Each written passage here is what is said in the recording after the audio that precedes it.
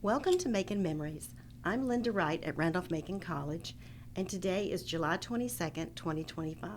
Today I'm here with Robert Lindgren, the 15th president of Randolph-Macon College, who's been president here since 2006. Welcome, President Lindgren. Thank you, Linda. It's good to be here. So, to get us started, I'd like for you to tell us a little bit about your background, where you grew up, your educational and professional background before you came to Randolph-Macon. Well, I grew up in western Michigan.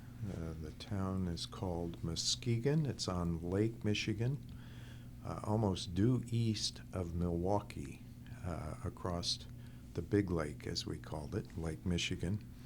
And spent my entire childhood and youth there before going off to the University of Florida for my undergraduate work. A lot of times people will ask me, why did you go to the University of Florida? And I remind them I grew up in western Michigan where they had something called the lake effect.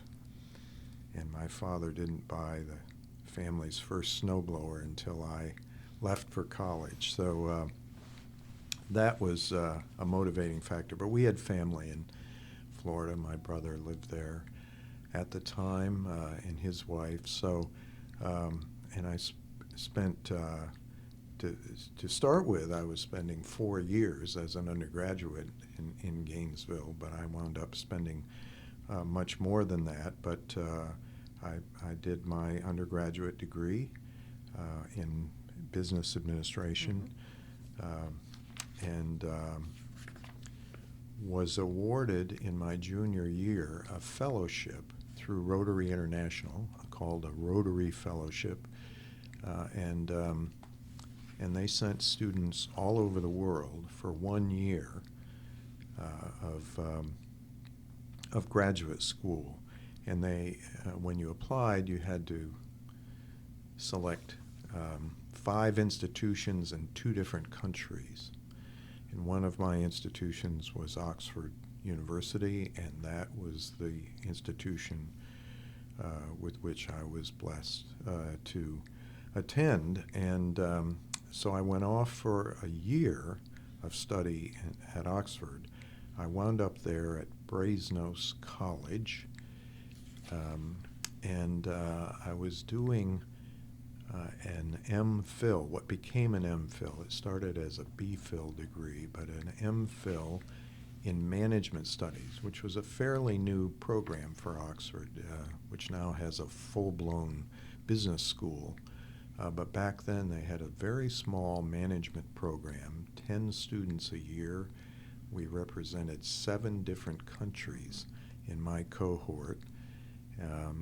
And it was a 2-year program, and my intention was to go back to law school, which had been my plan growing up, that I would go to law school, preferably in Florida, and in fact had applied to law school already.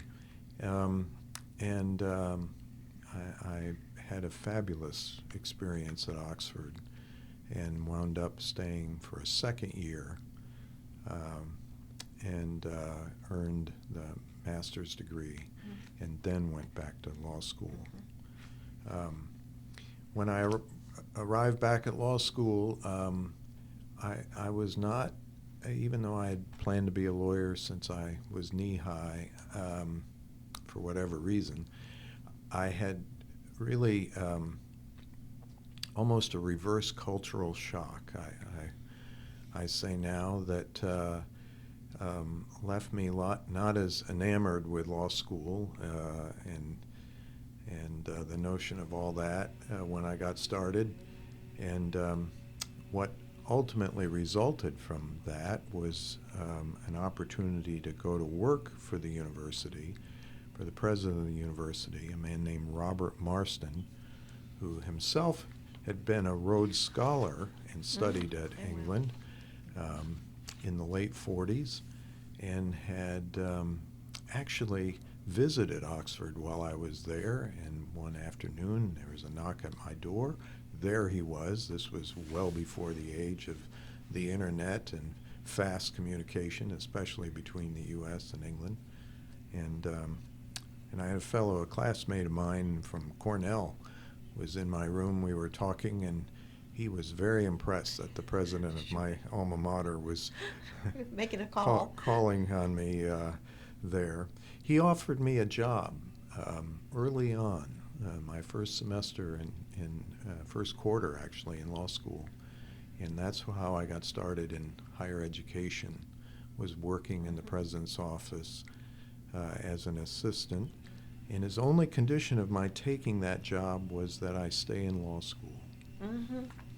And that was a very, very significant condition, because not only did I go on to earn the law degree, but I also met Cheryl, who started law school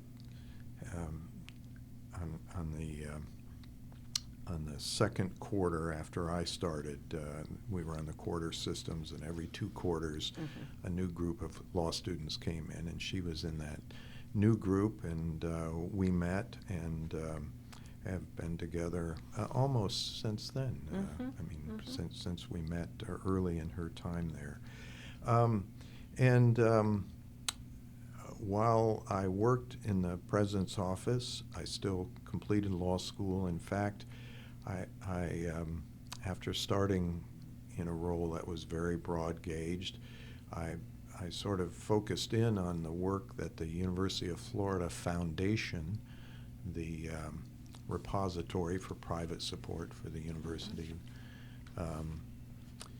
at the time, I was working with them very closely, and as a matter of fact, wound up becoming a development officer for the law school while I still was in law school, and helped build a new building. And after Cheryl and I were married, we were going back to England, so I might pursue a D.Phil, a doctorate in management, which I had a proposal accepted. I was ready to go. And a new president at the University of Florida was hired and recruited me to lead the university development program at that point. I was the youngest on the professional staff. We had 19 professional development officers. I had the least experience. It was a very unusual appointment, and I decided to stay and do that. And I wound up working for the college, for the university rather, for another 10 years. 4 years in, I was director of university development for 4 years, and then 6 years as vice president for alumni, for development and alumni relations. And I headed the University of Florida Foundation for 6 of those years as well. From Florida, I went on to Johns Hopkins, the Johns Hopkins institutions. I had an unusual appointment in that I reported to both the president of the university and the president of the Johns Hopkins Hospital, because while they were separate entities, formed as such under Mr. Hopkins' will in the 1860s and were formed in the 1890s, the fact is we had one overall development program for both medicine, the hospital, the School of Medicine, and all the other pieces of the university. And I was the vice president over those entities, reporting to the president, Dr. William Richardson, at the time. Spent 12 years at Johns Hopkins. We organized a very large campaign. We raised about $1.5 billion through that campaign, and had the opportunity to work very closely with many significant individuals. And certainly one of the most interesting was Michael Bloomberg, who was actually the chair of that campaign when I arrived. The campaign hadn't started yet. It was to kick off 3 months after I arrived, but he was the chair and then later became the board chair, and so we worked very closely together. And he made very significant gifts in my time, and of course has made gigantic gifts since then. Actually, as the single largest philanthropist to an educational institution in the country. That was a very good experience for me as well. So I had two leadership positions, one in a very large, distinguished public university, and the other, of course, in Johns Hopkins, and an internationally known research university, a private institution, so that gave me some sense of what a private institution would be like.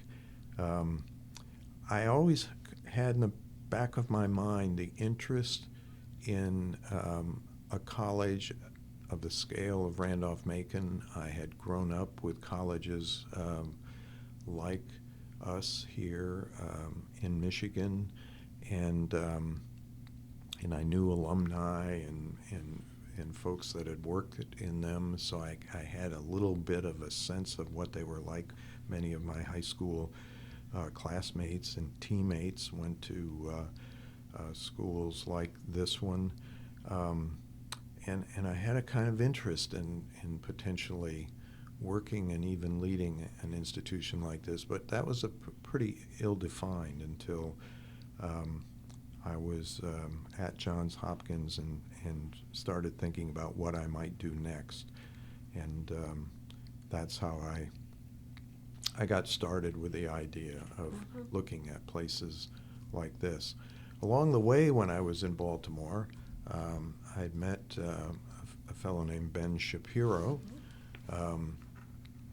who was a very significant Baltimorean, and his investment company at the time was doing investments for the Johns Hopkins Endowment, and so he got connected with Johns Hopkins and with our president, Dr. William Brody, and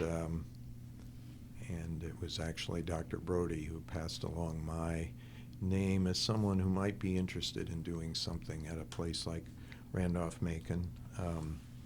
Dr. Brody has subsequently was our commencement speaker in 2023 at Randolph-Macon,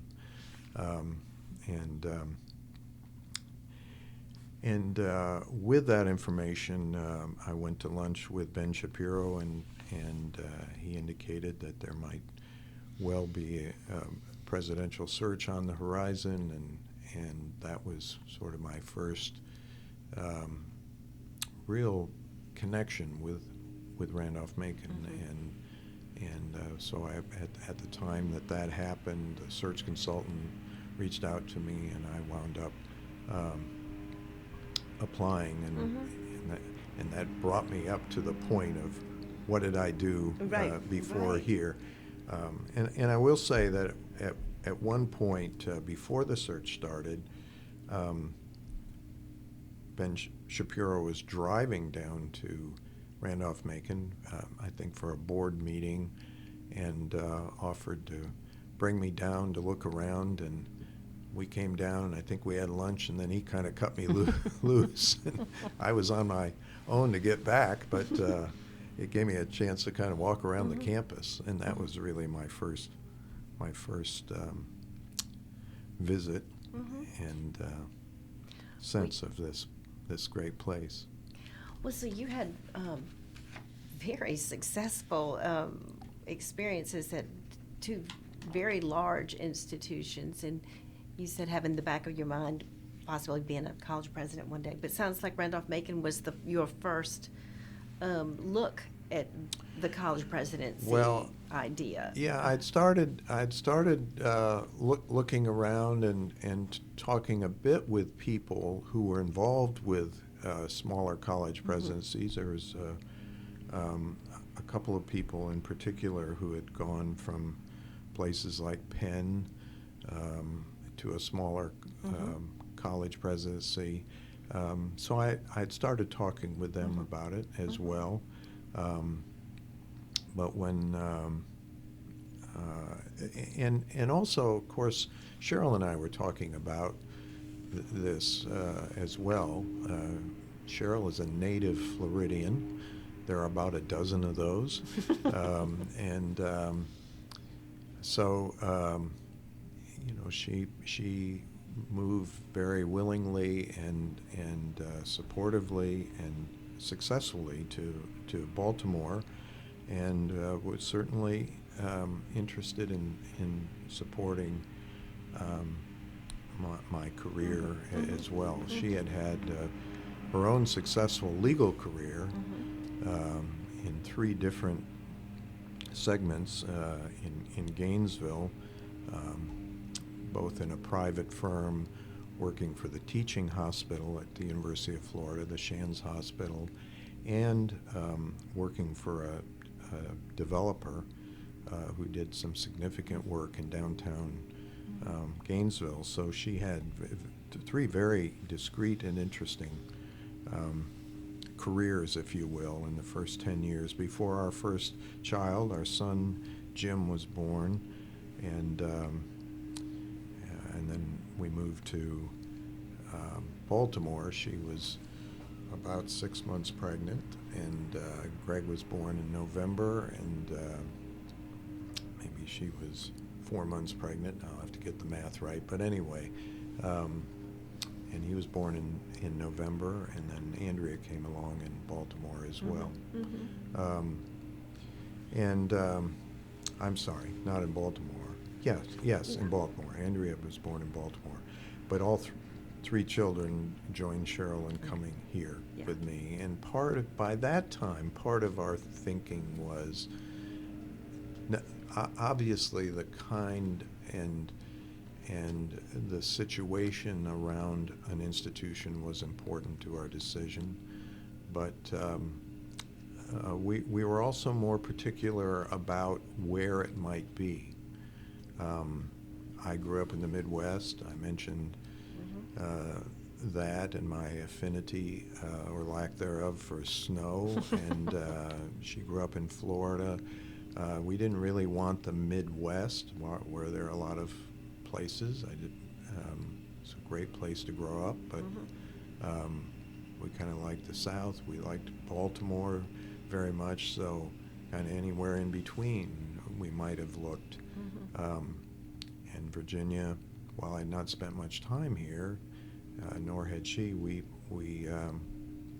found that prospect to be very inviting. So that's was part of our calculation as well. Not the Midwest, not the Northeast. We really wanted to say kind of the South, Southeast. And not too far from Baltimore, so something you were familiar with. I mean, yeah. And I should also mention, when I was at Johns Hopkins, while there, I did spend some time with the presidents of the smaller colleges, Washington College, St. John's College, Hood College. We had a common major benefactor that got us together from time to time, and then there was the private entities like we have in Virginia, the Virginia Foundation for Independent Colleges. Maryland had an equivalent of those, and the president would often send me as his representative to those kinds of things. So I was meeting with presidents and on their campuses, because they would hold those meetings on their campuses. So I had a chance to kind of look around at all of those smaller colleges in Maryland as well, and got to know some of those presidents, and some were, again, helpful to me as I thought through what I was going to do. One in particular gave me the idea for freshman desserts that we wound up holding here. I so. do want to ask you about that Yeah. just in a few minutes. Well, when you came, you mentioned, I think just before the interview, that you started in the middle of the academic year. You came in February. Mhm. You can talk about that. But what did you perceive as the biggest needs? Or, when you came to Randolph-Macon, like, you must have liked what you'd seen, so there were some positives. But what did you see, like, maybe first steps that I'd like to do? Well, I did like what I saw. I should Sure. emphasize the fact that I like the location. I mean, I've come to describe our location here in Ashland as the almost perfect location because we're in this town to our scale, and yet we are so close to Richmond that it has all the benefits of a large, commercially vibrant capital city for our students, for our faculty and staff, for our alumni to return. There are a lot of places like Randolph-Macon that are in remote locations that they're just harder to manage from several viewpoints. While being beautiful, perhaps they're not as accessible and so there was that the great tradition here, the commitment that I perceived of the faculty and staff, the alumni interest and loyalty. Those were all very important to me. What I perceived as potential areas for improvement were perhaps the physical structures here were a little tired, and not as many new buildings had been built in an era when there was an arms race, and some would still say there still is an arms race around facilities in higher education. But that was really picking up then, and while we had done the Brock Center here in the mid-'90s, a lot of our attention, very appropriately, in both the Liddell Payne presidency and in the Roger Martin presidency, was focused on the rehabilitation of facilities on campus, and something that Liddell Payne deserves eternal credit for is just the underground plumbing of this campus. Stormwater management. The way what was the name of the freshman fishtails? Why was it called fish? Well, there was so much water on this campus. They were literally thinking about fish. Now that's one of those things that's not very sexy and not very, not at all apparent. But what a magnificent correction, if you will, to this campus, and then all the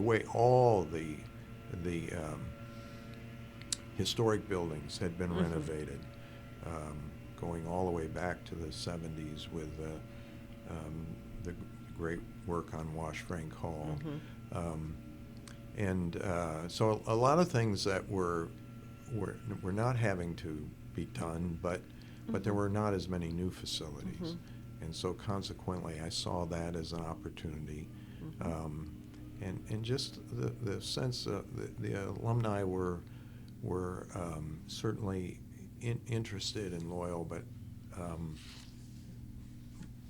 needed more ways to be proud of what they had here, I think, in terms of facilities and programs and kind of staying up with things. And again, that's not a comment at all about my two predecessors who did yeoman's work to put us in a place where we were still nationally recognized in the top 100 or so in the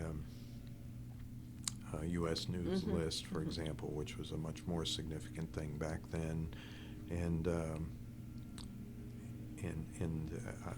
that gave me an opportunity in the area where I was more experienced than in other areas for me. Not necessarily more experienced than them, but my experience had been in development and alumni development and working with boards, not only the university boards, but all the boards of all the individual schools. And I dealt a lot with how alumni and board members related, so I had a good sense about that as well. So from that standpoint, yes, that's what I saw as the opportunities to do more here. And of course, I learned a lot about enrollment. John Concrite, early on when I arrived, was our Dean of Admissions, and John was very patient with me and kind of teaching me the ropes. Stephen Nape succeeded John briefly, and then David Lassane came along and had a long and good run with us, and I was, over the course of time learned a lot about how the enrollment process worked as well. Well, the role of the president has a lot of constituents that you have to develop, and you mentioned the alumni, obviously faculty and staff, current students, and the board of trustees. So I wonder if we could just sort of go down because all of those are stakeholders, and the president has to develop and work with all of those different constituencies. So I thought maybe we could talk about the board of trustees first. And that's the sort of the first one you get exposed to through the search process. A longtime board member, class of '67 member Harold Stark, was the chair of the board search committee when I applied, and I always say there's a special place in heaven for a person's search chair when one is successful in a situation like this, and Harold was certainly very good and has been very supportive ever since. The board, my sense about the board was that it was a strong board. It was pretty well representative in terms of age and background and interest. I got to know some of the members in Baltimore early on because I connected with them. I mentioned Shapiro and Steve. Was he on the board? Steve Scott, yeah. Ben was on the board. Yes. And in particular, the college had great board leadership over the years. John Clements in the 80s and early 90s,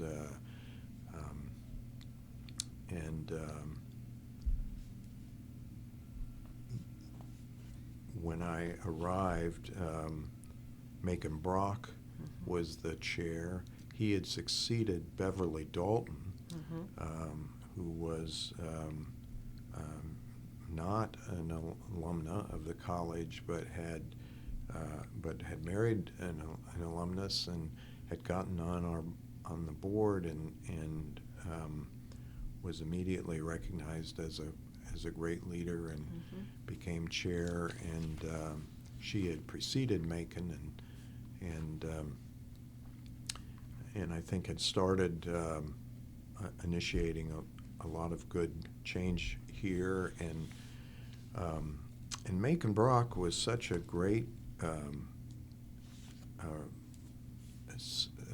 I was going to say salesman. He was he was such a great promoter of the college and of all things positive. He was such a positive person who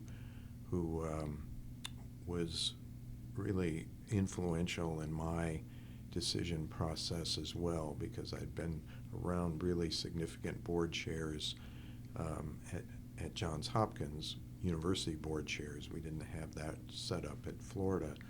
And Macon was, I think, a really special person in that respect, and so consequently he was very influential in my taking on the position and in the way I kind of saw the college with his helpful, positive, aspirational lens early on. And of course then the aspiration kind of melded into his own support and Joan's support for the college that made such a dramatic difference over time, not just in their support alone, but in the way that Macon chaired the campaign and helped influence others to support the college as well. The board, I came then to realize, was strong across the board and had depth. The board committees were serious and active and working, whether it be in buildings and grounds or finance or investments, student affairs, academic affairs, enrollment, all the areas. The board members were not too hands-on, but hands-on enough to know that they were very interested and supportive of having the college move to get better. And I will say something about that aspect of board leadership, board membership.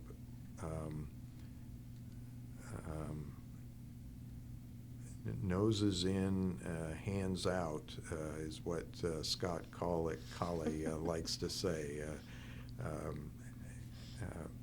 Scott, a class of '64 alumnus, himself a college president at Berry College in Georgia, has been a terrific board member for us, and he helps remind the board at times how it's important for them to be engaged, but not too integrated into the operation of the college and with management per se, the president and in fact, we've had 3 former university or college presidents.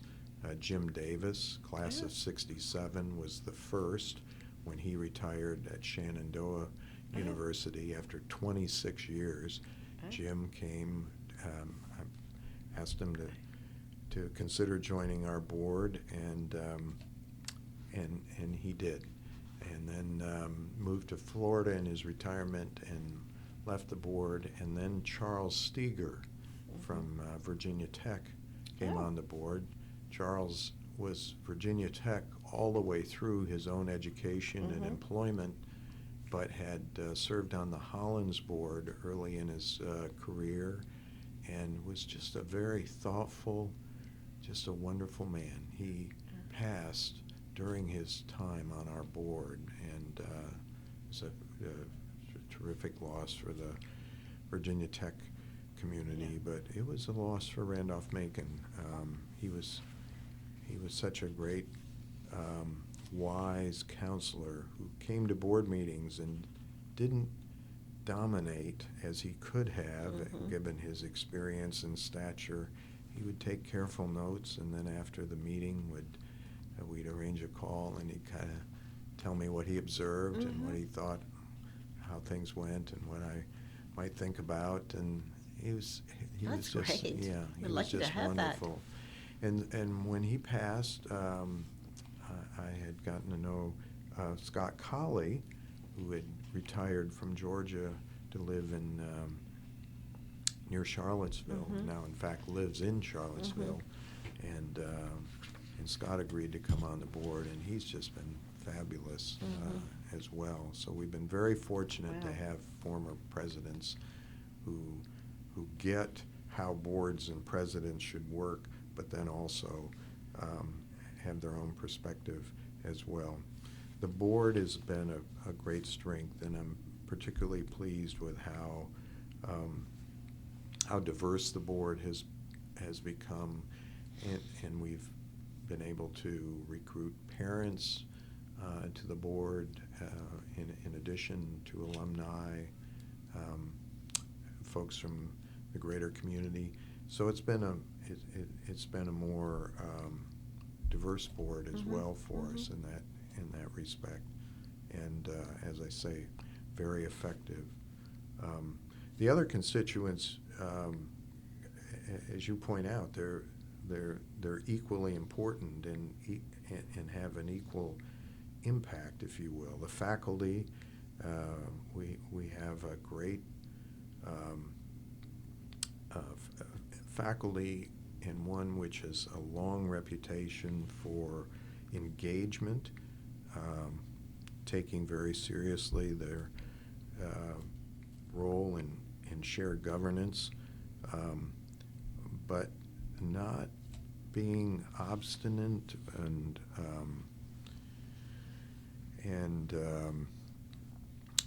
looking for ways to oppose for the sake of opposition, where I hear some of my fellow presidents talk about what they've had to deal with. I feel, again, very blessed that we've had such a supportive and creative faculty. I get credit. The 15 new programs and majors that have been added here. Well, yes, they've happened in my time, but they've happened largely because of the role of the faculty in helping to create and lead and develop and critique and you know, the decisions that were made along the way, like starting nursing, that was a very serious and bold step for this college, and it was one that the faculty took very seriously and had, I think, very helpful and important conversations about in the faculty meeting.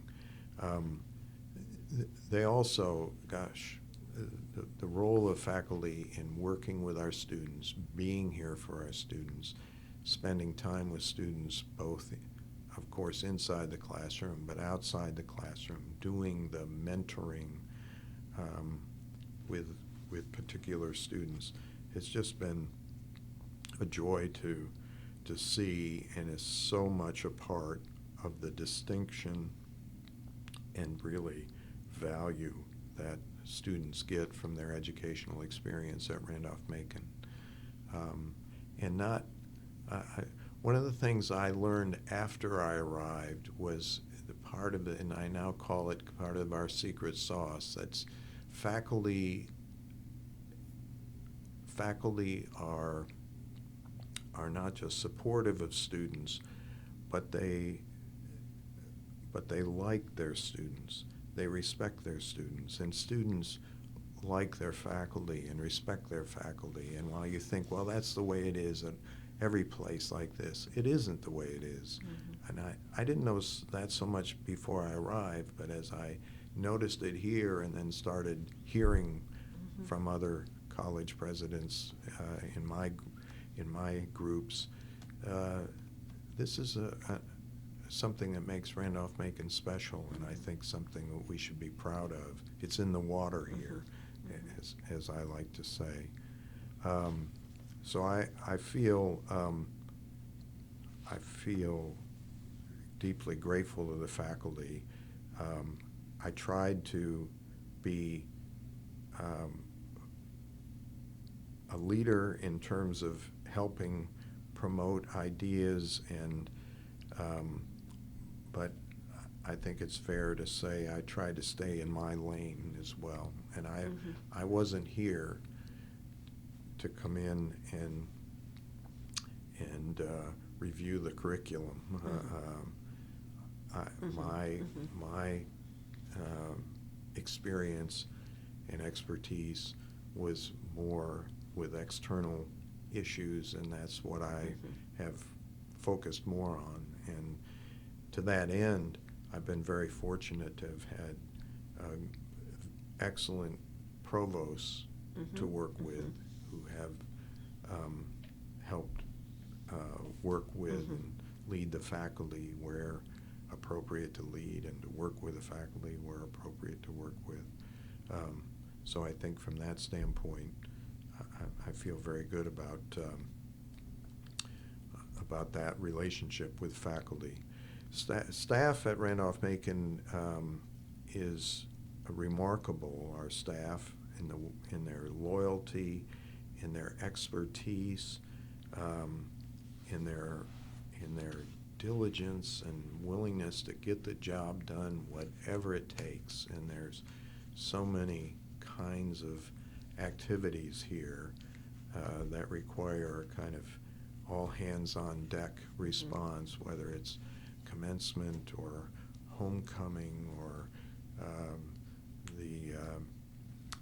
the admissions events that we put on, and the way that the campus is made attractive, and the way the parking is arranged, and all of the rest of us work parking, our own parking arrangements. And it's easy for me to say because I had the best commute in America to walk down Caroline Street, but folks have always been very, very supportive here, staff, about putting our best foot forward when it relates to demonstrating our value and progress to prospective students and families, to current students and families, and of course to alumni, those constituencies that provide in our economic model all of our revenue.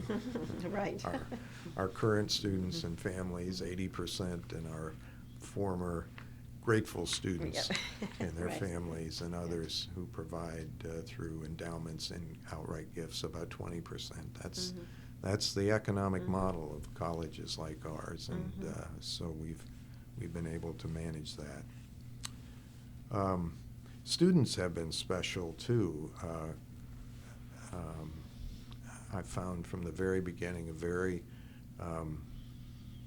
welcoming student body, and it's interesting.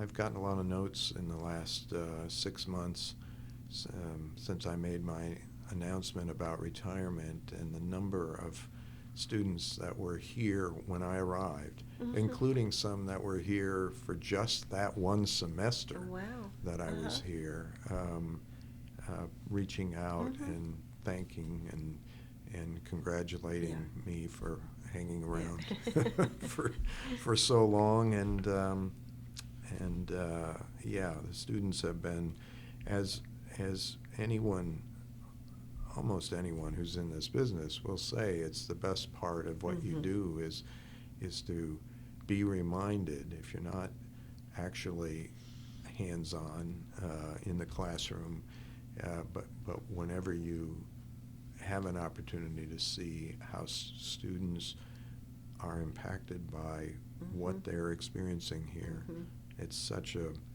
great reminder and assurance to your life's work is worthwhile, and they certainly have done that for me. I want to give a shout out to your dessert evenings that you've hosted for freshmen every year since you've been here. So I do want to give you a chance to say that, because I think that's been very meaningful to the students, and it's a great tradition. And it certainly has been meaningful to me, and I salute Mary Pat Surkamp, who was the president of the college in Notre Dame in Baltimore, a women's college just up the street from Johns Hopkins. But I got to know Mary Pat through that group of smaller college presidents in Maryland that I was meeting with, that I mentioned earlier, and I had a meeting with her a week or two before I came, and she said, something you might want to think about is the idea of doing something like dessert function or something of that like that with a group of students, and freshmen came to mind, And as it turns out, when I arrived, we were still doing at the time the FYE program, the first year experience, which was a year-long course taught by 2 faculty with a cohort of students that were intermingled differently, course by course. They did it differently. Some met with one and then the other, and some met with them both, and they all had interesting ways of doing it. I arrived, I don't know, 4 or 5 years into that FYE, so it had been going for a while, and it had its great advocates and it had its critics. It was a bold move. The Mellon Foundation had done a very significant gift to help us get it going, and but I mention it in this context because that was the perfect cohort. It was about 30 students or fewer, 2 groups, 2 faculty. What I didn't realize, Lynda, at the time was how significant the faculty would be in that role as well, because the students came, but the faculty came as well. And what I realized almost immediately, and mind you, I was a little bit nervous about doing it. I'm not sure what I was going to talk to them about, right? And so I had to kind of wing it in the beginning. But I was also understanding that I did just parachuted in. The semester was going, and the faculty really didn't know me at all. Had no interaction other than the search type things that were very large. There were 3 faculty on the committee that knew me more. But anyway, it was in its own way, I think, a very good way for them to see me interacting with a group of students, and the students interacting with me, and they got engaged, so that formula of having a group of kind of that size, 25 to 30 students at a time, they just fit just in our living room when we put in the folding chairs and kind of got everybody in there and people on the couch and so forth, and the 2 faculty being there as well. I mean, you know how it worked. You participated, and when we went around at the end, I landed on that question, which by the time a few sessions, and certainly a few years went by, every student knew coming in they were going to have to answer this question: what single factor influenced their decision to come? I always ask the faculty that question too. The faculty didn't always assume I was going to ask that. At least that's the way. If they did, they really answered. They acted surprised, and that was interesting too. And it was interesting for me to learn, because I learned about the faculty in that regard, and I also learned about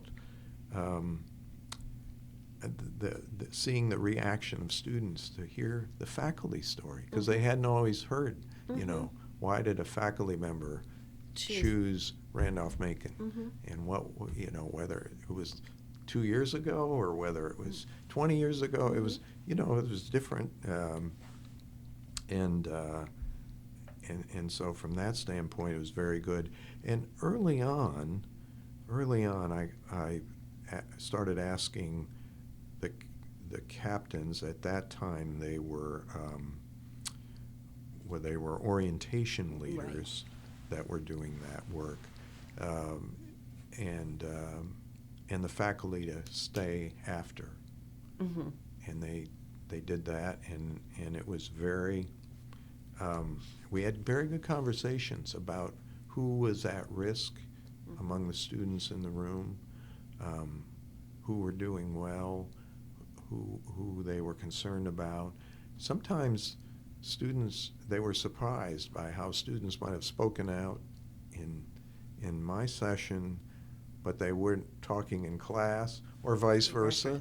Students that were strong students that really didn't say much when they could have added more, and it was just kind of it was a different dynamic that students responded to with those. It was also a great way for Cheryl to meet a lot of students, because when she was there, was always greeting them with me, and then usually coming back down when students left.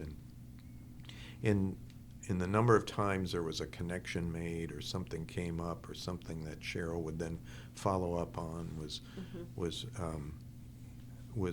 very helpful and significant. And it just reinforced the fact that you were inviting the students into your home, which I think really made an impression on them. That was, and that was the other thing I was just going to mention. You're right, that every student had that invitation, which we could do, because again, our scale allowed us to do that, and this was a kind of convenient way to do it. The thing that changed a little bit, of course, in the first year, it was in the second semester by definition. In the second and third year, maybe I kind of spread them out over the 2 semesters. But then when we got more serious about retention, the notion was to try to do it earlier, and then really as early as possible, so that it was a way of connecting with students very early on. And sometimes if we'd get them there and they weren't coming to class, and so that was a message of, we gotta now go back to them, and then vice versa. I mean, there were just interesting ways that played out. But as now with the captains and with the faculty, those sessions that we held for 10 or 15 minutes after the students left was often very kind of instructive to kind of hear what was happening. Even today, when the communication between captains and the faculty in those sessions, in those particular sections, is so close and good. It's still is good, and it's still good sometimes for two faculty, another faculty, to hear the story that another faculty and captain are dealing with. I mean, it's just been that's been a really helpful thing. I think it's saved some students along the way, where an idea was sparked, or a reminder was made, or something happened that that had to be done. So it was with the larger classes and the smaller time frame. It took almost every night that we had clear between mid-September, and I couldn't do it the first week or two, because they didn't have enough of experience to really even talk about, but pretty close to that. Pretty close to that, and then I was, because my usual travel schedule had me in and out of town, I was using up almost every night. That you were in town. Through about the 1st of November, so that I was in town doing those, which, because there were more of them, but it was one of my very, very favorite things, and Cheryl's as well, and I can't not mention the dog who the dog, lived for them. And that did feel very homey for the students. Well, I do want to talk about athletics and the important role of athletics at Randolph-Macon. Possibly at a lot of colleges like ours, but I think Randolph-Macon, the role of athletics for our students is very significant. If they're athletes, if they're just fans, or, and for students' classroom performance, for lots of things. So, and you are the biggest fan, the most faithful Yellow Jacket attendee, I think. Well, you could be the mascot, possibly. Yeah, I will say I did certainly. I'm a fan. I'm a sports fan, so that wasn't hard to do. And I'd like to point out I tried to see every theater performance and every musical performance that we put on, and other things as well that our students were engaged with or led. So, but you're right. We have, a significant 35% or so of our students involved in athletics, and it's such an important sort of developmental activity for them. I've really come to respect the educational and developmental experience that students have through athletics here, in terms of the nature of learning about their game and developing the discipline that they require. I mean, each sport is different in that regard, but is required. The character that our coaches, top to bottom, are engaged in helping to promulgate with those students. That's been valuable as well. And of course, that's an important block of students in our recruitment objectives. So, being a familiar and supportive is just another thing to do. So I've tried to be engaged as well when they were they were involved in the recruiting process. I think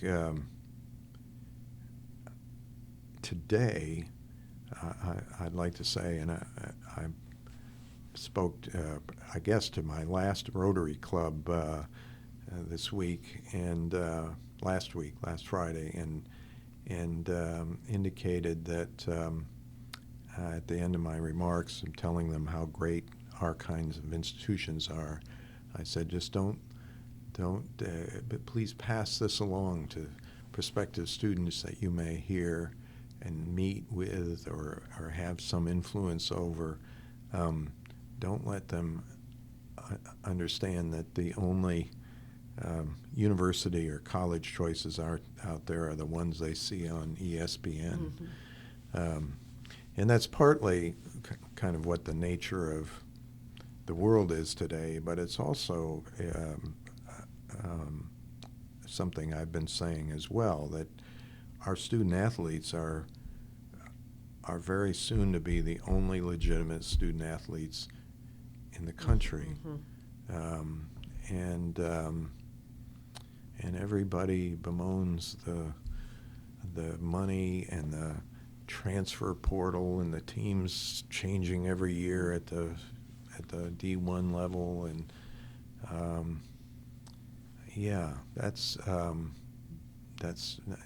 it's not the way we all grew up watching athletics, and that's the way it is now. But it's not that way for us. Our students know they are here for something more than athletics, and our coaches know that they can't own them like D1 coaches own their athletes now, both literally and figuratively, at the D1 level. And so that's been something I've enjoyed being a part of. I served on the President's Council of the Division III NCAA for 5 years, and sort of saw it from that end. And I think we do college athletics really well, and I just hope we can continue to do it. And the biggest part of that is the quality of our coaches, who are just all in terms of their character development, and that to the extent that my daughter wound up being a college athlete at Berry College, playing women's lacrosse there. Wasn't what she had originally planned to do, but it kind of worked out, and And I saw it from a parent's side as well then. And again, I just can't say enough good things about athletics. Well, good. Well, one other signature piece of the student experience that came about during your tenure is the development of the EDGE program, what was our career center, and I think that came out of the first strategic plan. It did. It surely did. So talk about how that was important and how that came about. Yeah, the first strategic plan focused on adding students. That was the overall goal with three legs of the stool. One was improving facilities. One was adding programs, academic and other programs. And the third was enhancing our career, enhancing outcomes, which was even then starting to be talked about as an important criteria for students and families as they look at college and university choices. We have enjoyed some success in that regard, and certainly I think students who have participated in the boot camp over the years have, for the most part, enjoyed a good experience and a helpful experience, and not just that they're getting experience and more practice, if you will, and writing a resume or telling their story and doing the interview. The telling the story piece, to me, is ultimately the most important factor to get students as early on as possible to think about what is their story, and not just as it relates to who they are and what they've done, but also what they want to be, what's going to be meaningful to them. Why are they pursuing this job, if that's the case, or this degree, if that's the case. So are they compelling in describing their motivation, and are they compelling in describing their credentials and preparation? And all that kind of gets rolled up into the story that they wind up telling, and then that narrative. And that's just not something you kind of you wake up in October of your senior year and say, well, I have to start doing this. I mean, the world's moving in a different speed these days, and students are doing internships earlier. They're doing multiple internships. And frankly, I think college has to be more flexible in that regard as well. We still have rules about sophomores doing the Bassett internships and those kinds of things, which if a student's ready, we got to let them fly, because they may have a different internship their junior year because of what they did in their sophomore year, and that may be the one that gets them the job in the fall of their senior year. It's just something you've got to be as flexible about, I think, as possible.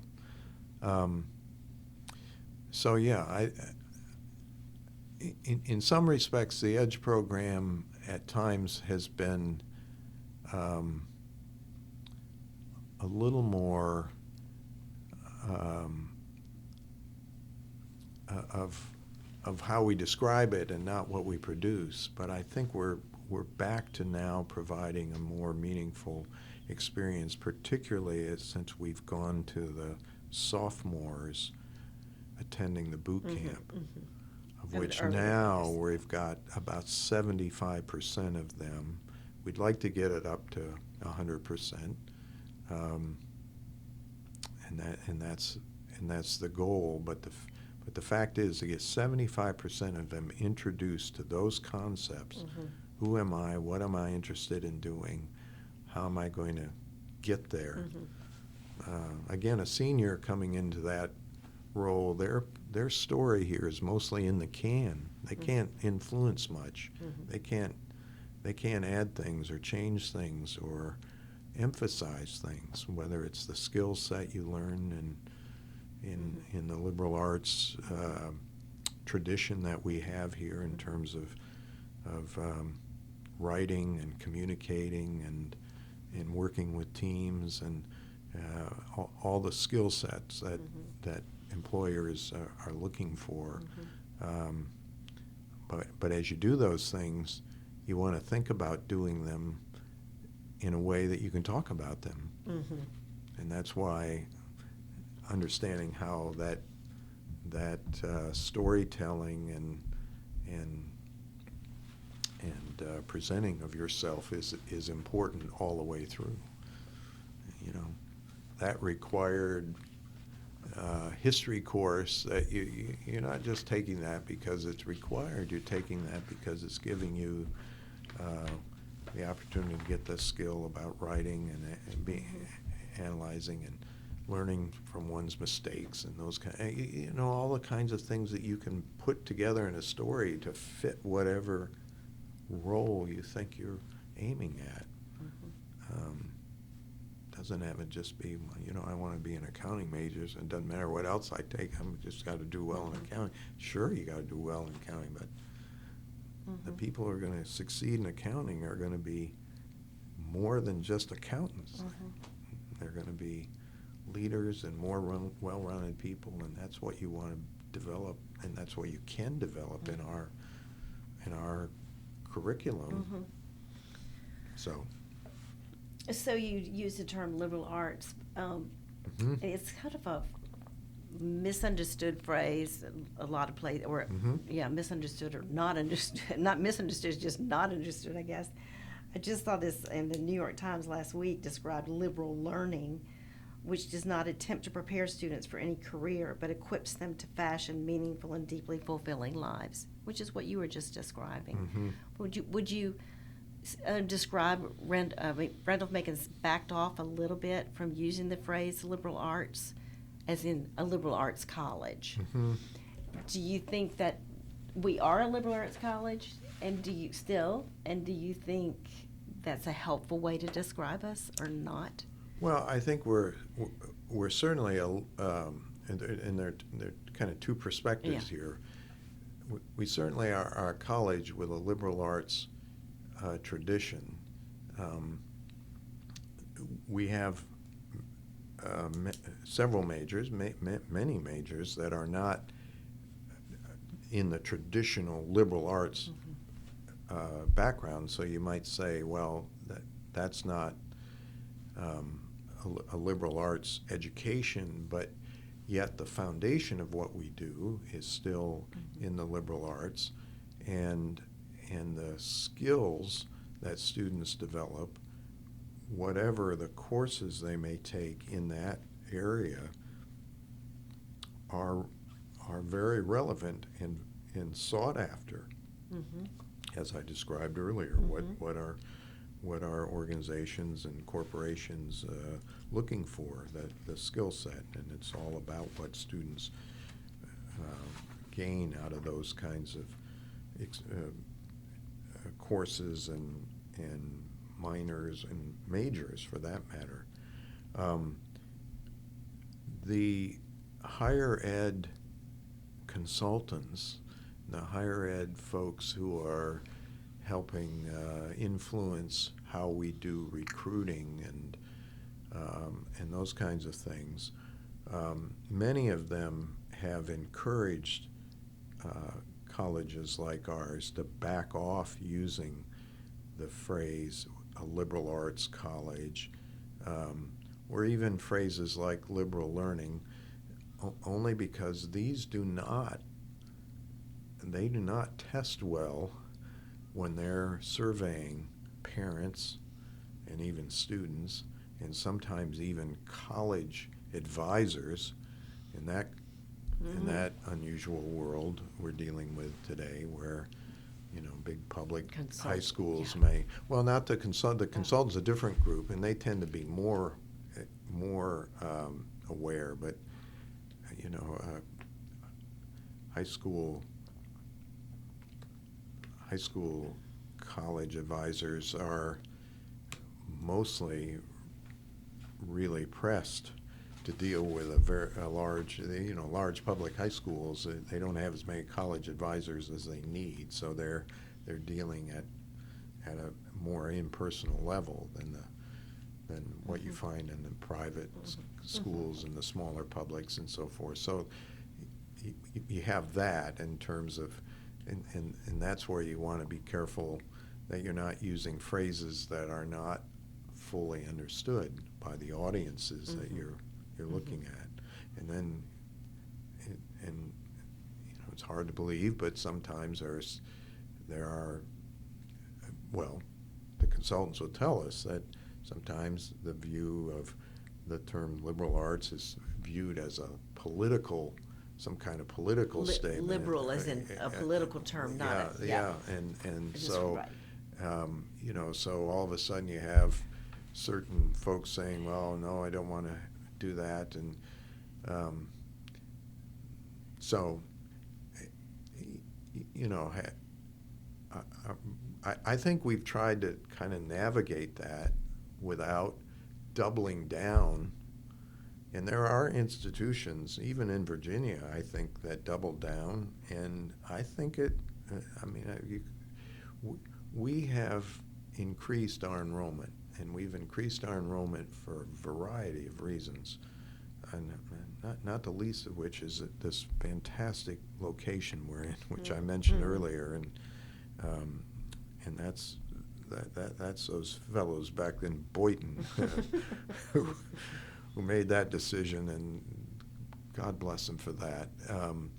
But the fact is, I do think it's something we got to be mindful of, that yes, we provide a very good foundational educational experience for students, and it's based on a liberal arts foundation, and then there's lots of majors that students can pursue from there, so they can get the best of both worlds.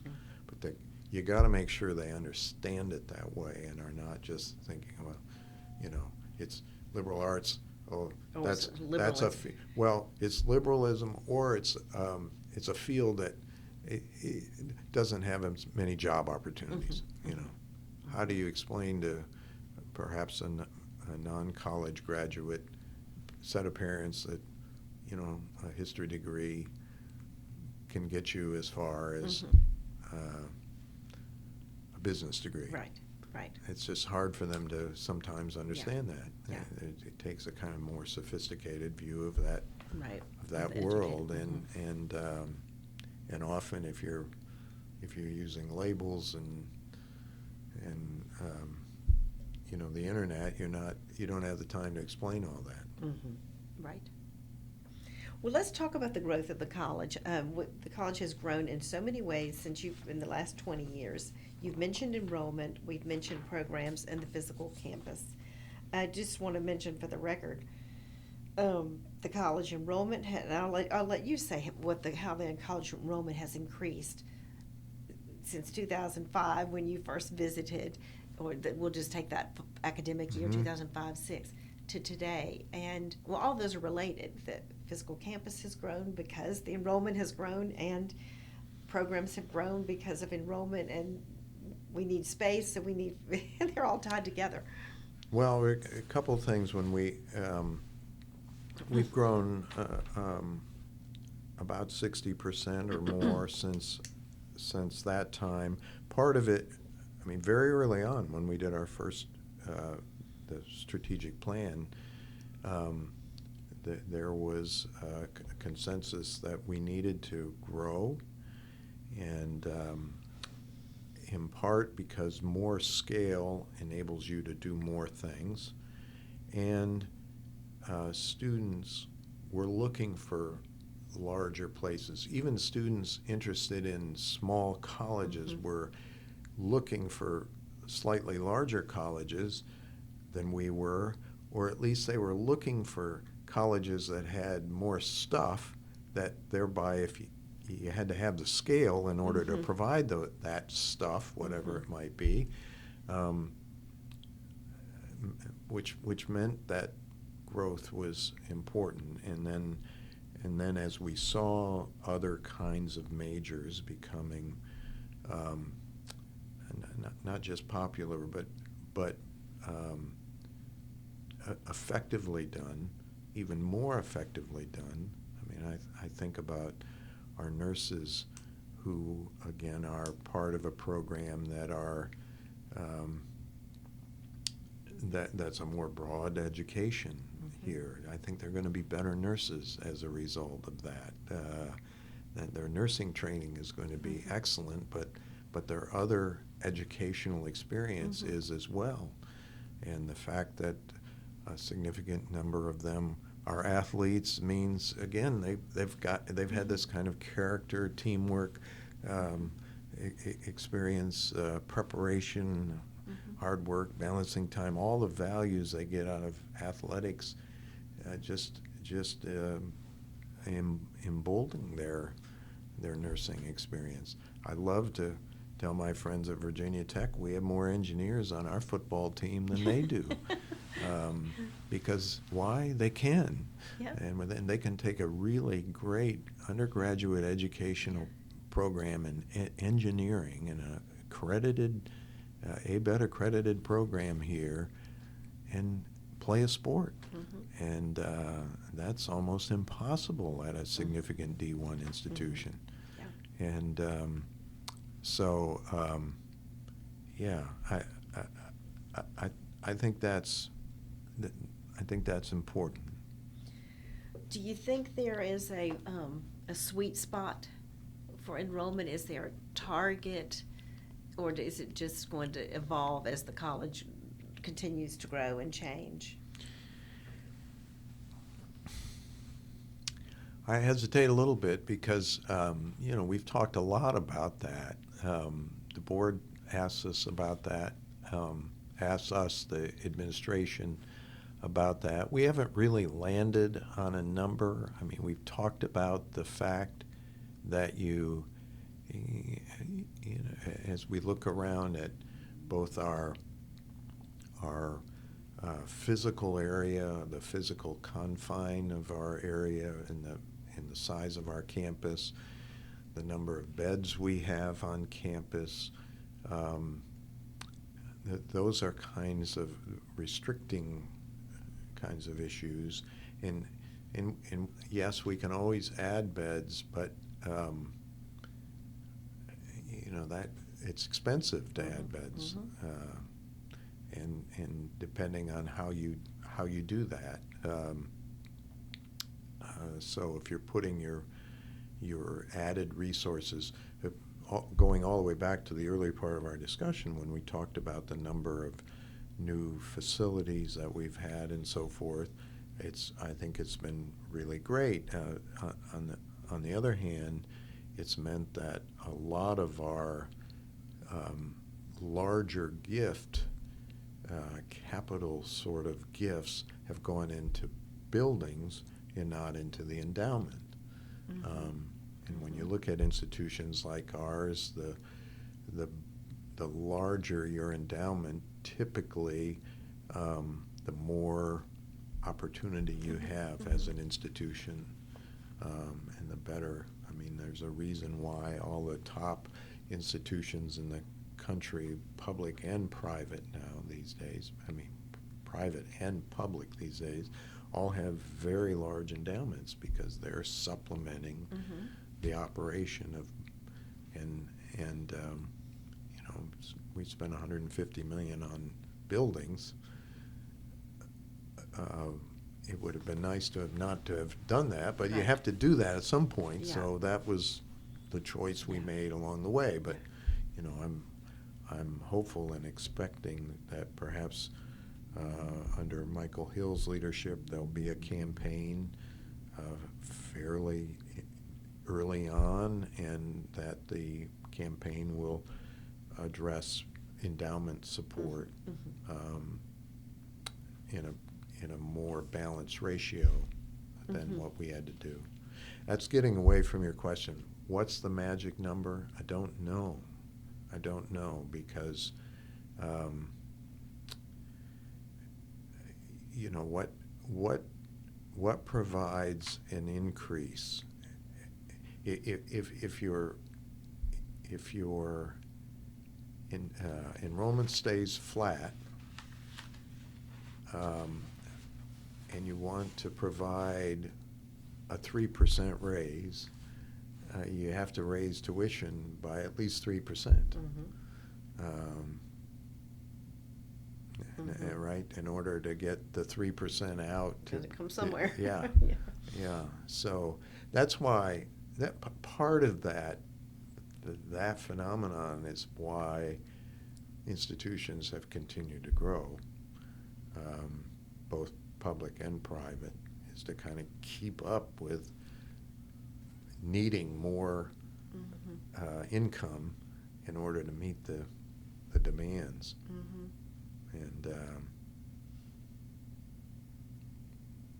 now again, if you get endowment and you're able to put that money towards increases, that helps. But it's hard to do. So many competing needs. Yeah. Think about it. 5% payout. So, you know, if you've got to pay out 3% plus retirement plus whatever benefits are added to that's a significant amount of money every year. Because when you make that raise, the next year you're starting That's the there, budget, so yeah. then you pay. So you got to keep leapfrogging that. So that's why it's so tempting to continue to expand and grow larger. Well, that sounds like a challenge. I want to talk about another big challenge that happened while you were president, and that was COVID. Yeah. 2019, we were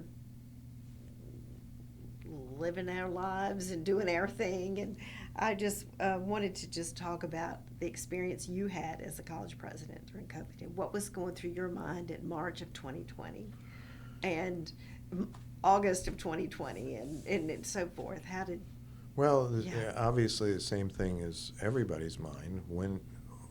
What is this? When is it going to be over? How do we respond appropriately? You know, we made a conscious decision to in the spring of summer of 2020 to refund what students didn't pay for, and you know, that's when we talk about raising tuition, we also talk about room and board, because in our world, tuition counts for a portion, and room and board, the money we make on room and board counts as well. And when there is no room and board, that's cuts the income as well. And that was a significant decision as well. And at that point, we didn't know what the federal government might do and how all of that might work, and we were, of course, also all worried about just kind of the impact this was having all around us, in our families and in our communities and the communities where our students were, and again, the uncertainty for how long it was going to last. And I can say our cabinet was very vigilant and worked really hard and thoughtfully and earnestly through that period. Our board did as well. Our board, we had, as you can imagine, more board meetings and more discussions to kind of think through. Of course, no one really knew. Right. It was not like this was something you could forecast when it was going to end or how it was going to end.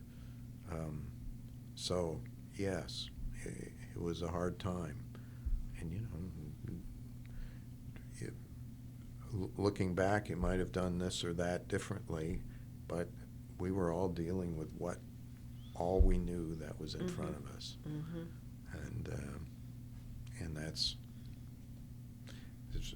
the folks here, again, faculty and staff, faculty, of course, famously not having taught a Randolph-Macon online course. Some had some experience with online, but across the board, not very much online experience. To do it in the manner that they did it so meaningfully and successfully and diligently in that time period is just absolutely remarkable. Just remarkable. And staff that were here still needing to do what they did. There were very few staff that didn't have to do stuff during that period of time. Right. They just had to do it differently. Right. So it affected everybody. Yeah. And I remember we just thought it was going to be extend spring break. And we'll just go home early for spring break, and we'll come back after spring break. Leave your stuff. Yeah, leave. Famously, leave your stuff. Oh gosh, I've forgotten that. Yeah, part. yeah. But we had interviewed for a library position for someone in acquisitions March the 5th, and that person in her current role worked remotely one day a week, and she asked, did we have that option?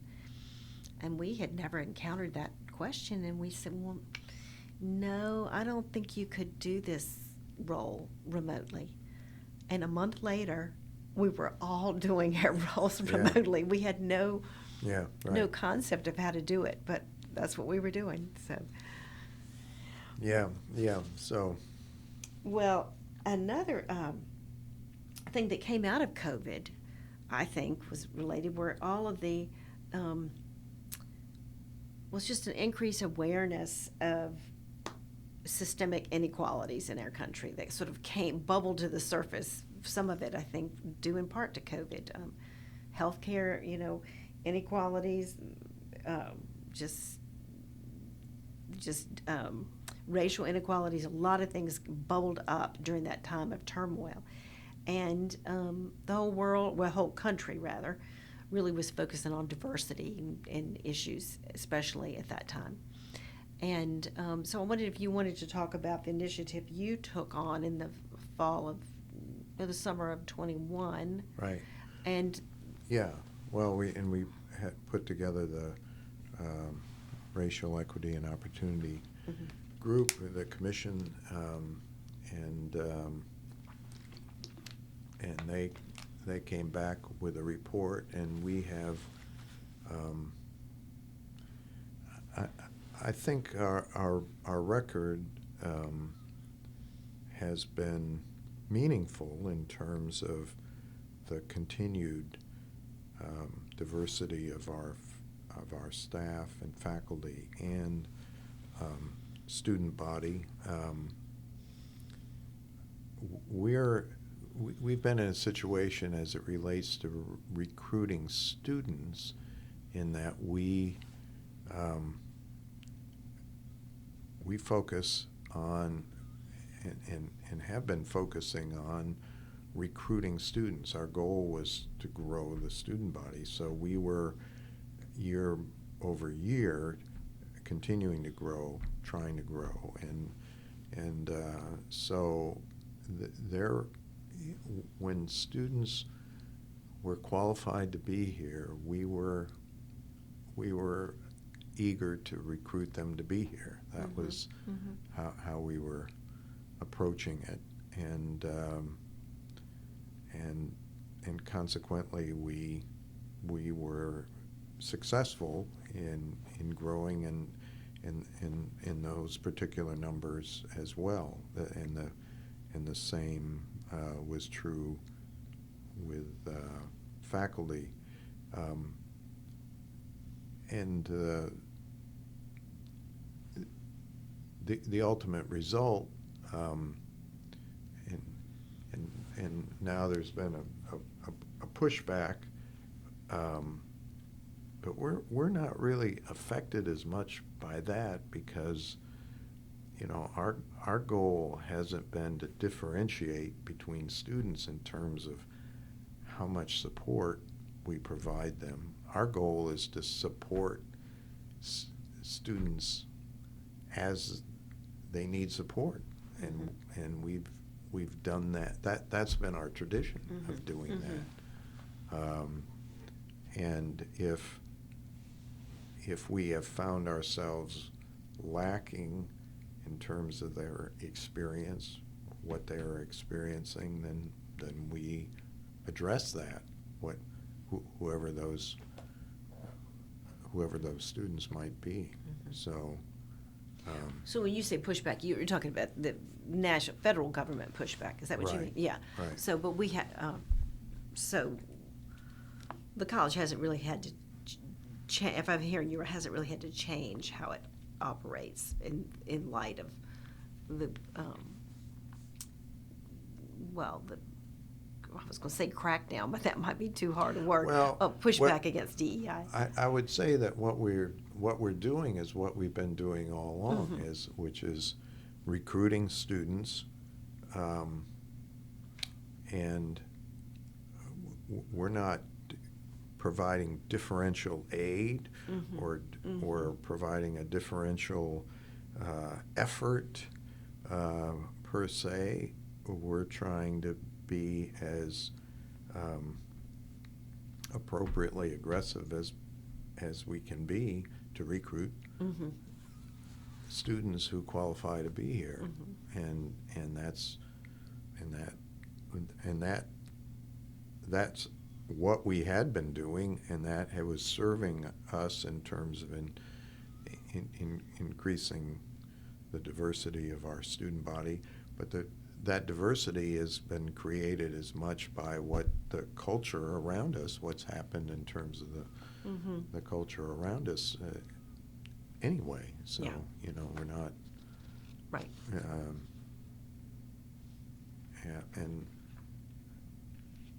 And I would say, as it relates to faculty and staff as well, we've been very fortunate to have attracted really strong candidates in both areas. That, as it turns out, we're more diverse, but it hasn't been only because we've made a target to go hire certain types of people over other types of people. That we've taken every search as it works. And now we may be different than larger institutions or the high-end, very much more exclusive institutions where they've got many more applicants than they can deal with, and they. Right.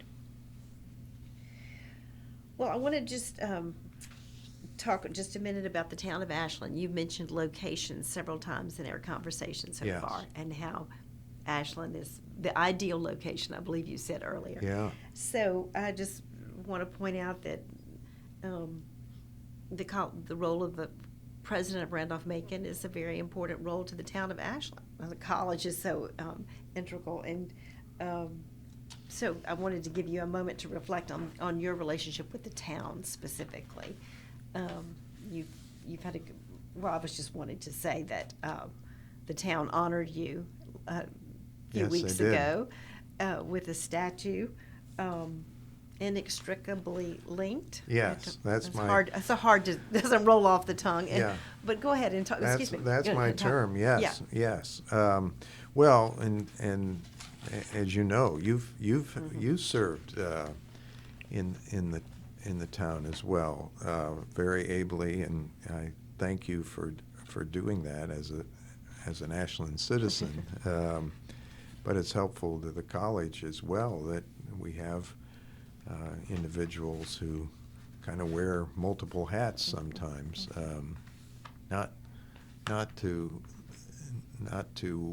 weigh more the college's interest in their roles, but just to show that the college, we're not this sort of separatist entity here where our folks think their public service stops at the edge of campus or something like that.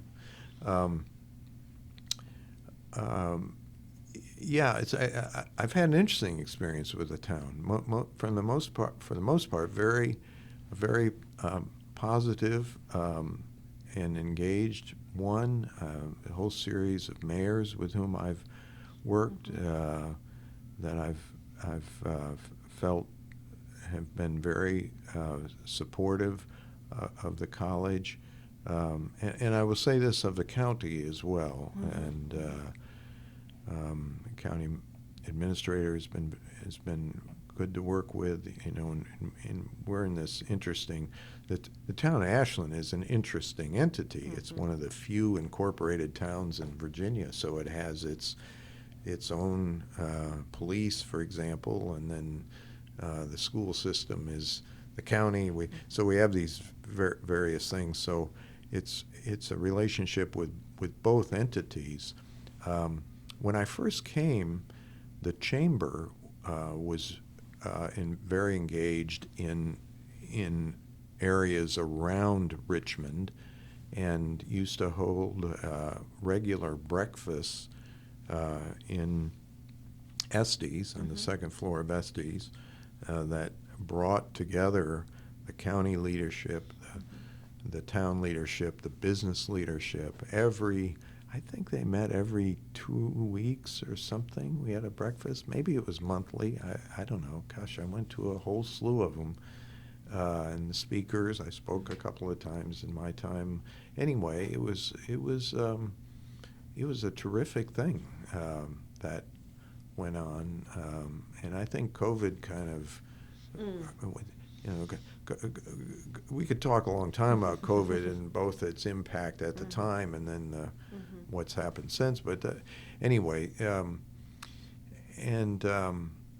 so I kind of got introduced early on to the notion of the town and our role in the town, and again, my sort of personality and interest was to be engaged externally. So that was another important constituency and group of leaders to deal with, and then when we started doing all the construction, the town had a very important role in all of that, including what's known as the precinct of what was the old football field and the old location of Smith Street, and that redesign that got done by Ayers St. Gross, our architectural firm from Baltimore that came in and did our master plan, and that precinct was so far-sighted and I thought so beyond our reach, and here it is finished. It's the most remarkable thing to start by moving Smith Street.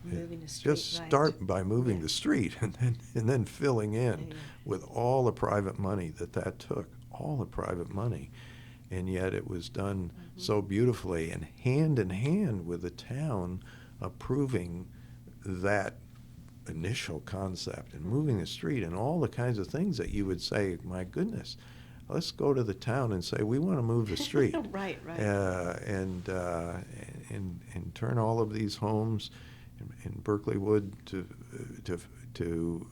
that had the kind of a forest buffer there, and let's put a street in there, and I mean we had to do some really remarkable things that required a lot of cooperation, a lot of conversation. Some disagreement and all of those things.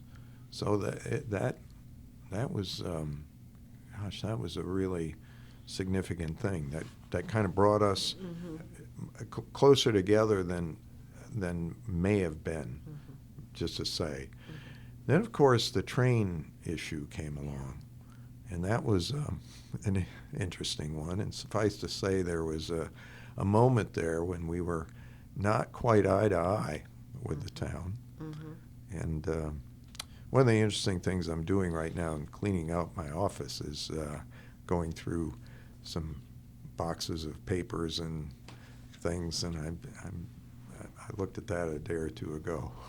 Bet you were glad to put it away. when we had that dust up over the proposed, still not quite sure how it got proposed, new train station on the west side of the tracks, sort of where the new housing is going there. That's actually right where that train station was going to be. But it had a 800-foot platform and all. I mean, it was the most amazing thing. And I went to the town council meeting and spoke out about it, and we had a kind of a dust up about that, and it turned out that wasn't going to happen, and so we both got back on the same side of then working with the transportation secretary, Aubrey Lane, who was very significant to us, and that special transportation committee that looked at fast rail from basically D.C. to Richmond, and how Ashland would be the real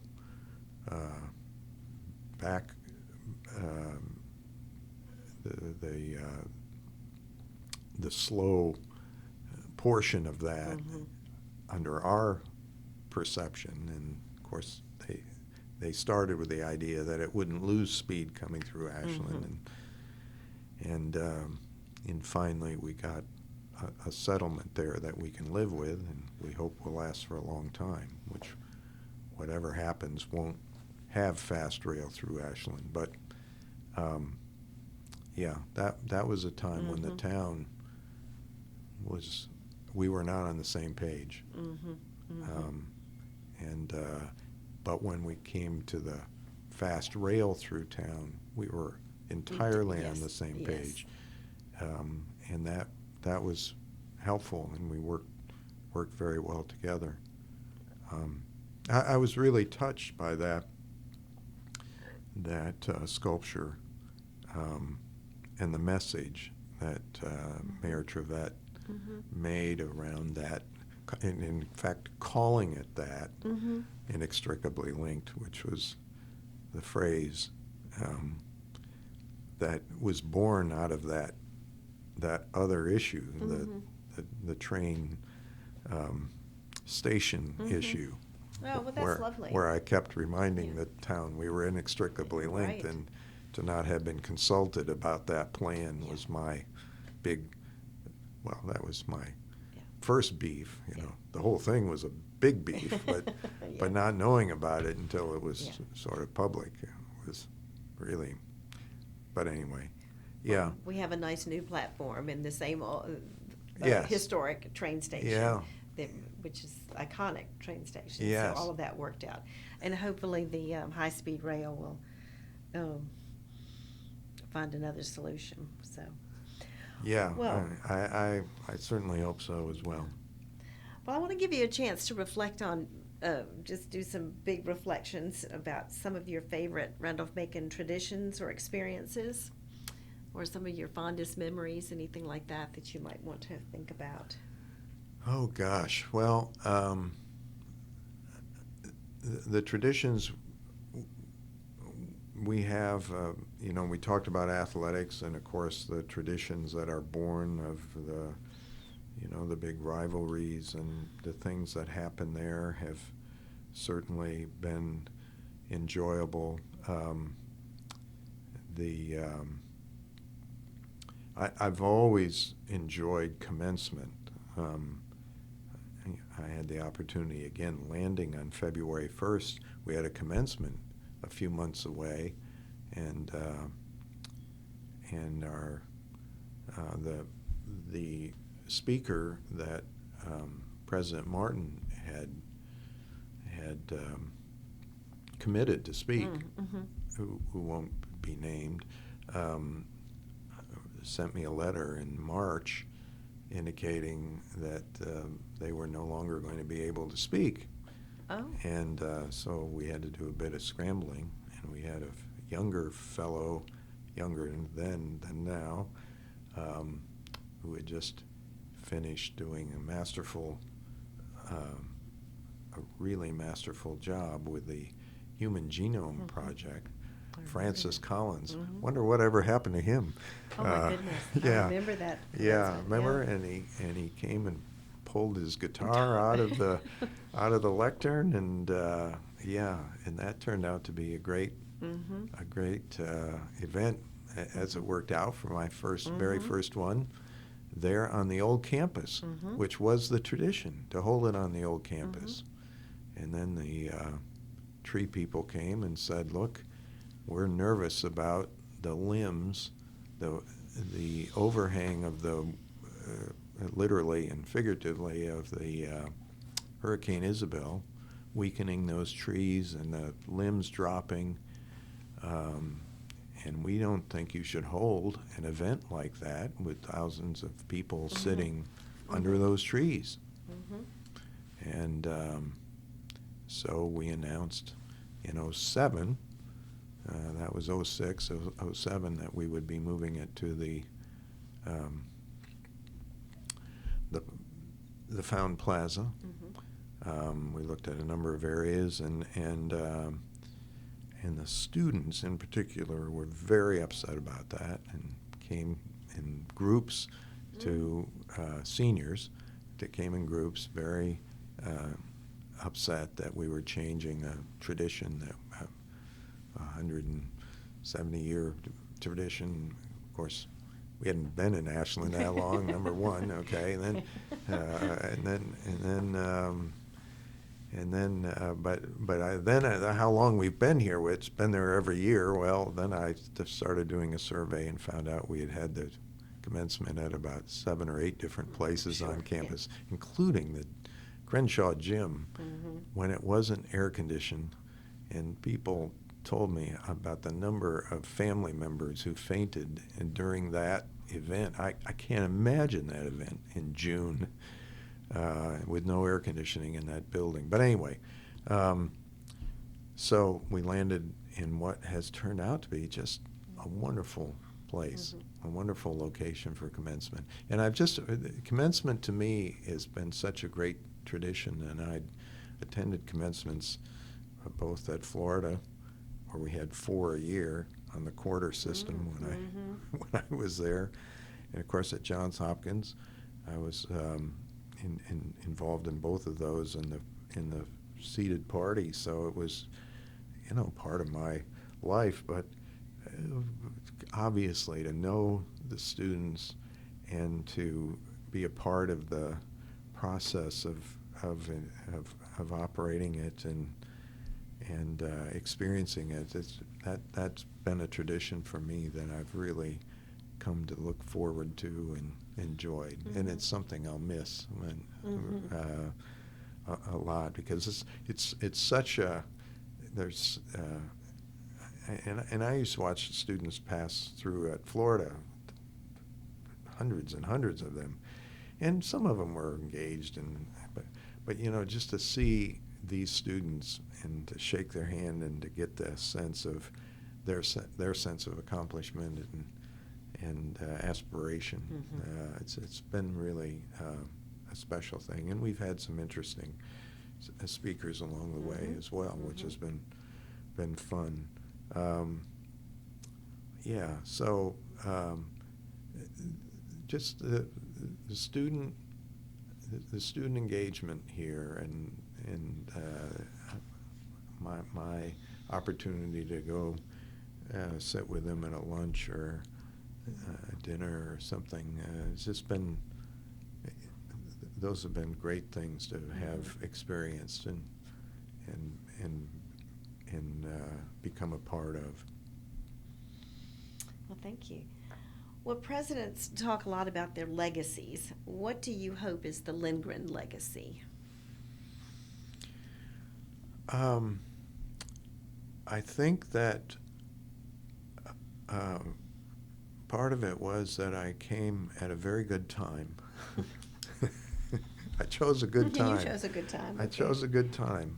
And that, and we had certainly ups and downs. But the point is that we were able to do some things with the campus and with the programming, and the time incorporates just not the physical time, but who was here, the leadership, the faculty leadership we had around the first pieces of the strategic plan, and then later on the Brock Venture Fund and the involvement in those conversations about new programs we might do.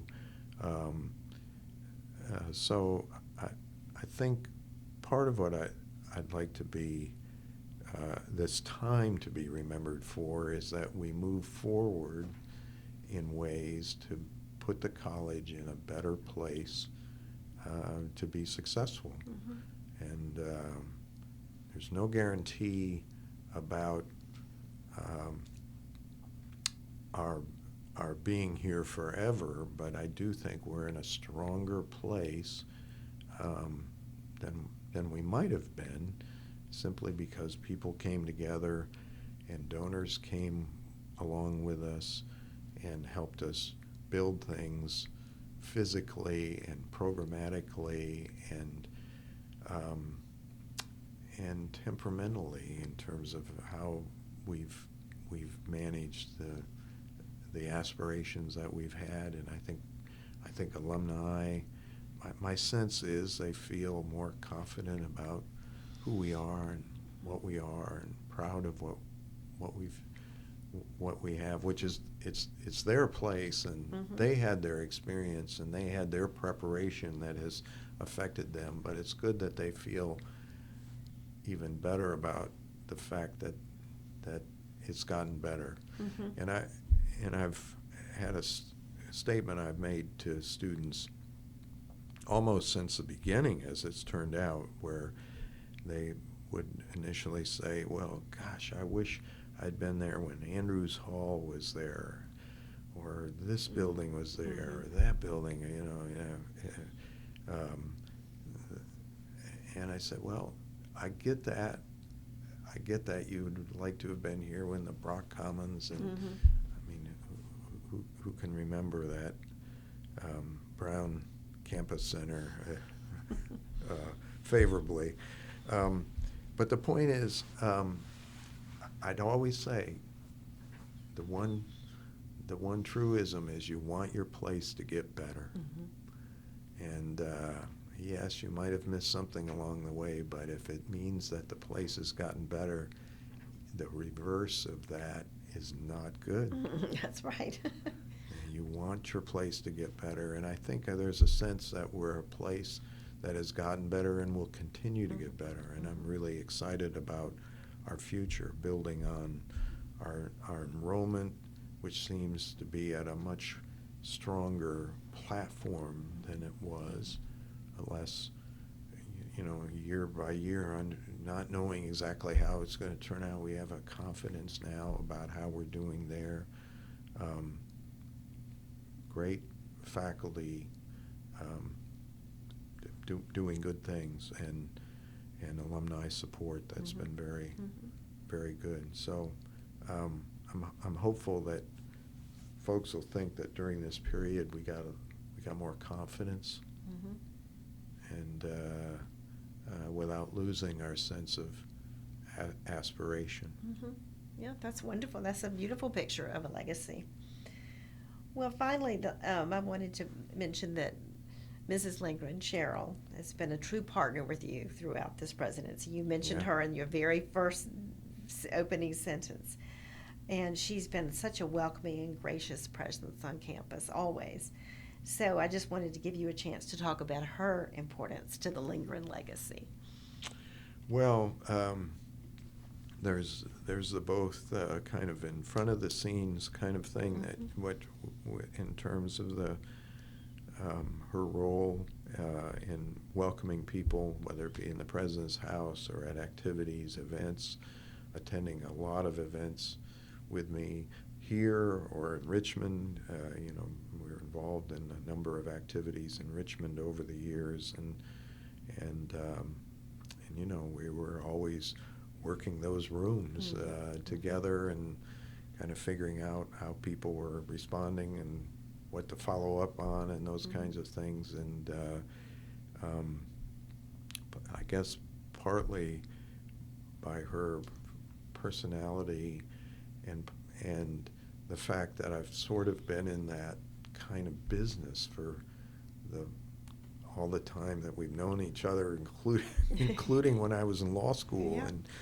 And I have to say I credit her with helping me succeed in law school, because as I was raising money for the law school, she was taking notes in some of my classes where I was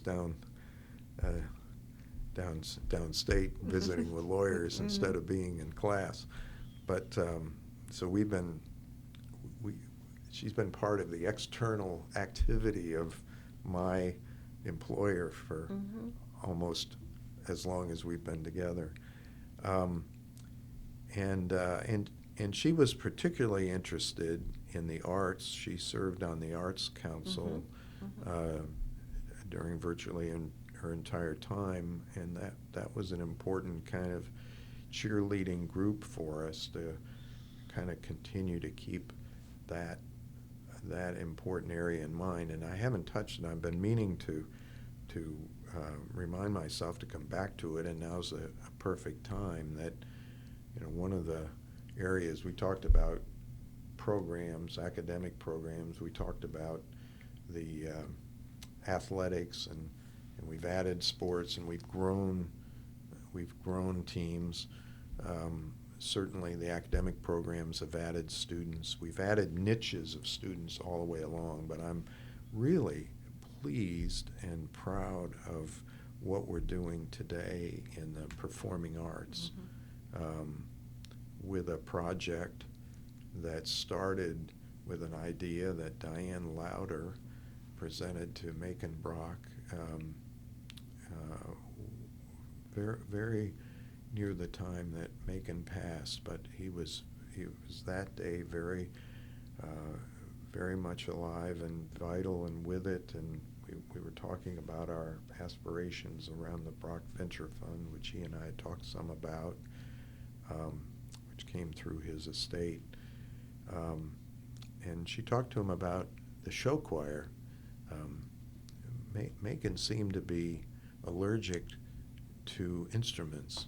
So my goal of a marching band or other kinds of musical things, he liked music, but he just didn't like, he was much more interested in vocal music. And that prompted an idea and a proposal and a project that became the show choir, that prompted us to look at redesigning, improving Blackwell, but then making an addition to Blackwell, an addition that had a tremendous amount of scope creep in one of Macon's least favorite concepts,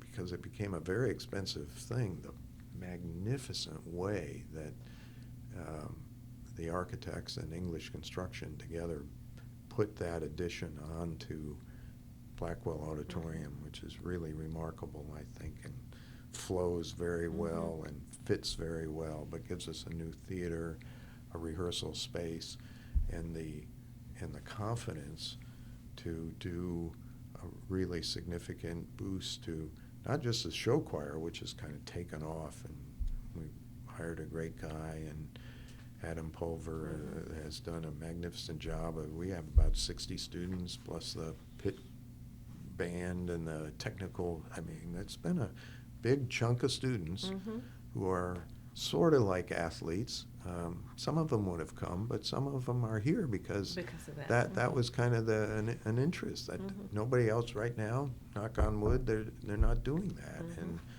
and he's pulling it off, and they do something, and then that in turn enabled us to build something that would house and as much as we've built, we could use more space. I hear that, but the fact is, we've got a magnificent performing arts program with a orchestra and the wind ensemble and the choir, the concert choir coming back. Antonio Hunt doing a great job. Brian Koffel doing a great job. Theater's taken a little time to get restarted, but that's a magnificent facility. That moving that enables us to use the Blackwell 100%. Fully, right. Yeah, because they were, that was the stage, so you could only use one at a time, and so it freed up Blackwell theoretically for half the life, and it's been great. So we got couple hundred students in that mix, which I think is really exciting for us. At a time when the arts, the humanities people are admittedly concerned about, we've made a really strong statement there to bring that to the campus that just wasn't there. So that's been exciting, and Cheryl's just been a big part of the cheerleading squad with that to help get it done, but I know it's something that she's really enjoyed seeing as well, and I think it's again, she's in addition to raising our 3 children, has been really loyal and always present when needed to help with the college, and I feel so blessed to have had her as a partner through that. Well, thank you for that, and we have been blessed to have both of you for these 19, almost 20 years, and we wish you and Mrs. Lindgren the best in your retirement and whatever the future holds. Well, thank you, Lynda, and thank you for your work. We certainly appreciate what you do here, and of course Ross has been with us as well on the faculty and engaged with our students. It's been a good family participation. Your own Yellow Jackets. That's right. In That's right. in the family as well. So yeah. Thank you. Thank you. Well, thank you for coming to Making Memories today. You bet.